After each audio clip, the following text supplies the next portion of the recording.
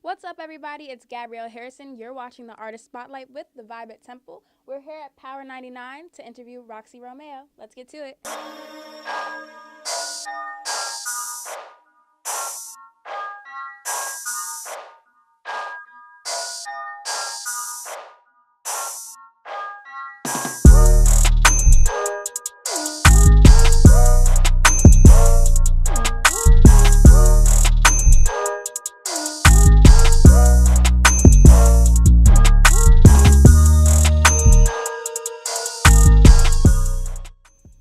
So, Roxy, I know a little bit about your career in radio, but tell us how you got to this point and, your favorite parts.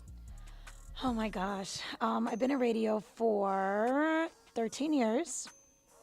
I started off in Miami. That's where I'm from, born and raised. And I was in Miami. I got into radio in 2005. I got my first on air gig in 2008. And I left Miami in 2015. So I was on air for about 8 years there. Moved to Vegas. I got hired to do middays on the top 40 station in Vegas, but then that flipped, and then I ended up on urban station, became the assistant program director, music director, and I missed the East Coast. I missed, the Eastern time zone, and by chance, the morning show host opened up here, and I got a call, and I could not say no. So 13 years later, being in radio, I'm now doing mornings on Power 99, this legendary hip hop station in a major market. I really never thought that would happen. But throughout my career, I started off with horrible weekend shifts like most people on the urban station in Miami, 103.5 The Beat. I ended up also starting to do top 40 radio, Y100 in Miami, and a rhythmic station. And I kind of blossomed from there.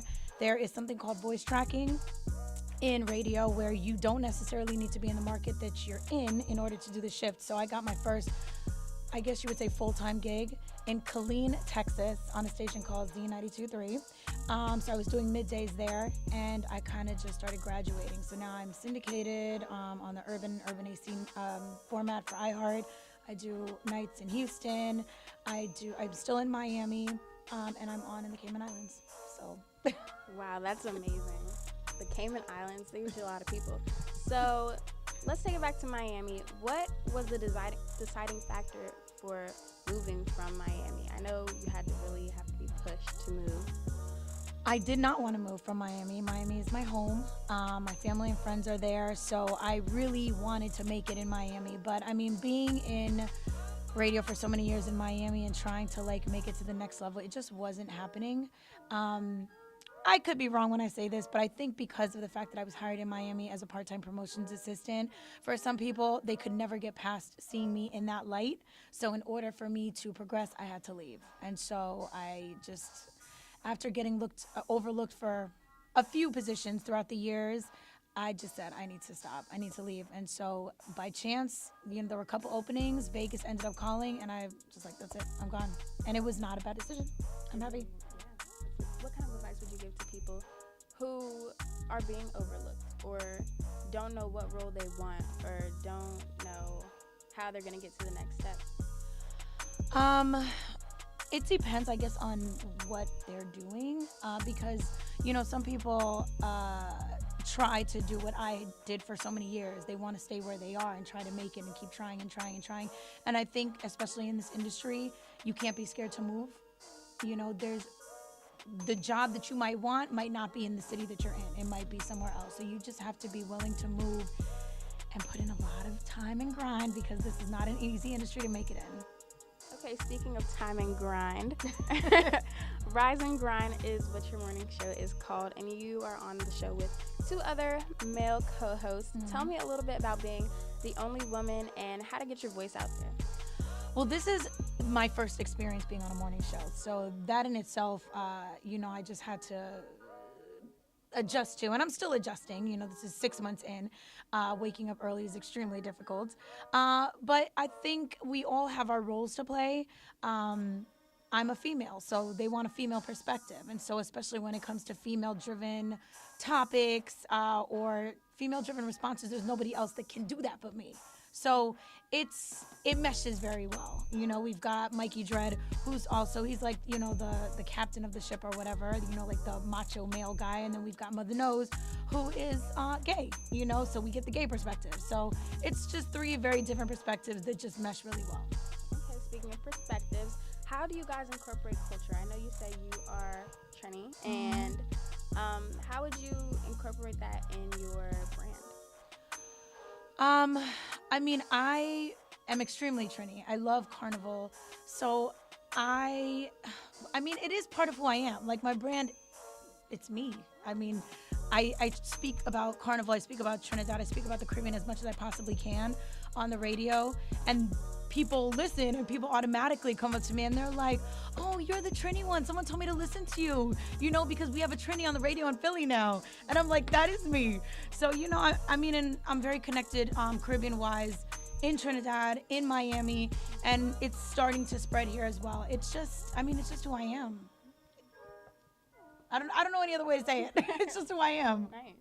Okay, so let's talk about your favorite celebrities that you have met while interviewing. Oh my gosh. Any fangirl moments? I have not had any fangirl moments. I've never really been that person to fangirl out. The only person that I would fangirl out for, which I have not met yet, is Alicia Keys. I absolutely love her. She can do no wrong in my eyes. She can sing the phone book and I'll still buy it.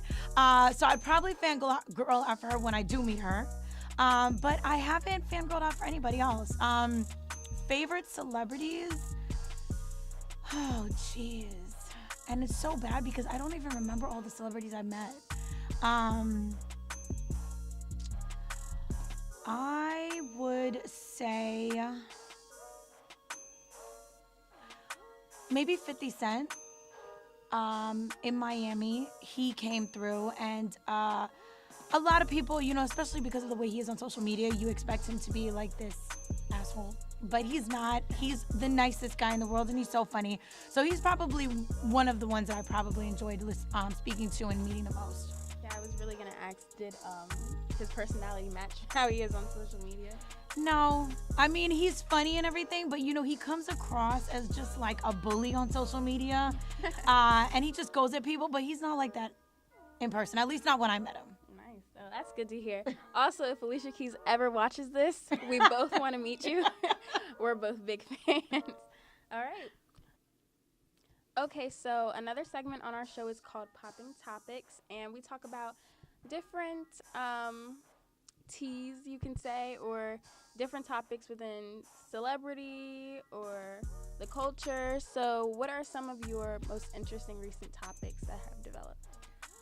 Oh, man. I mean, I guess there's three topics I would say that have been recycled quite frequently in the last few weeks on our show, which is the Cardi-Nicki Minaj beef, Bill Cosby going to jail, and Kanye West and his ranting and raving and going off on everybody and wanting to run for president. So those are probably the three right now that have been hot. Okay. And let's see. Nikki is also Trini. How you feel about Nikki? You know what? I really want to like her. I really want to love her because she is Trini. And I'm a supporter of not just Caribbean people. I'm a supporter of women. I'm a feminist. I just feel like there is room for all of us. There's no need to hate on another female. So when that whole situation happened, you know, Cardi might have been the aggressor in that situation, but Nikki was definitely prodding her for a very long time before that. And I never agreed with it. I never understood it. It's hard for me to like Nikki, but I really want to like her. And I just think that she's not necessarily making Trini's look very good right now. I think she's extremely talented. I think she's gorgeous. I just think she needs to relax with the diva attitude and the I'm better than everyone else and I'm mightier than everyone else. Like, Cardi's winning right now because she's so real. Cardi's winning because she's genuine and people can relate to her. And I think that Nikki has lost a lot of her fans because she has lost her genuineness. So Cardi B is so real, and she's very prevalent on social media.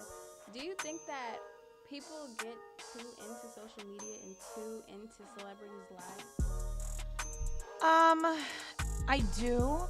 I think that social media makes that extremely easy, but I also think that celebrities have a choice of how much they want to share on social media.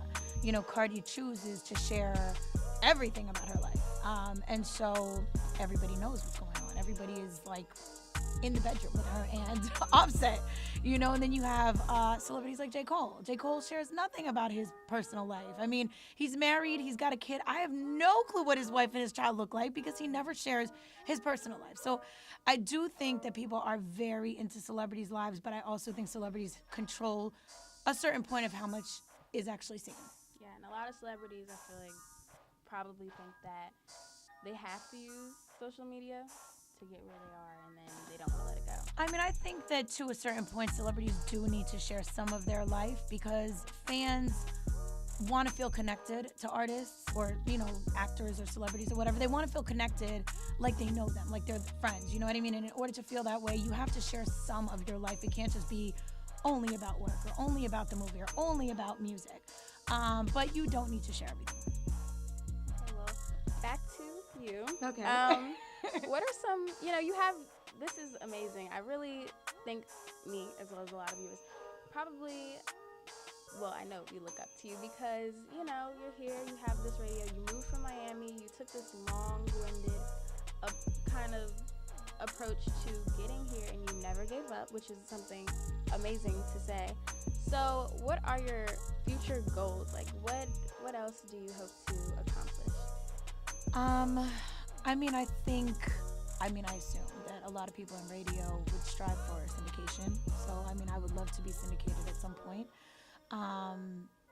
TV, you know, I don't want to give up radio, but it would be nice to be able to like mesh TV into my repertoire. And do a lot more. I would love to do some sort of like philanthropic work in the U.S. and also outside because I absolutely love to travel. So if I'm able to travel and do some sort of missionary work on top of that as well, that would be amazing.